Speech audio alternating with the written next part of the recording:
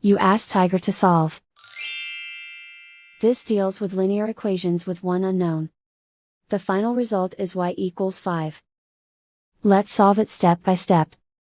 Simplify the expression. Group like terms. Multiply the coefficients.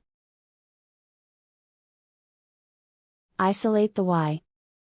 Divide both sides by 38. Simplify the fraction. Find the greatest common factor of the numerator and denominator. Factor out and cancel the greatest common factor.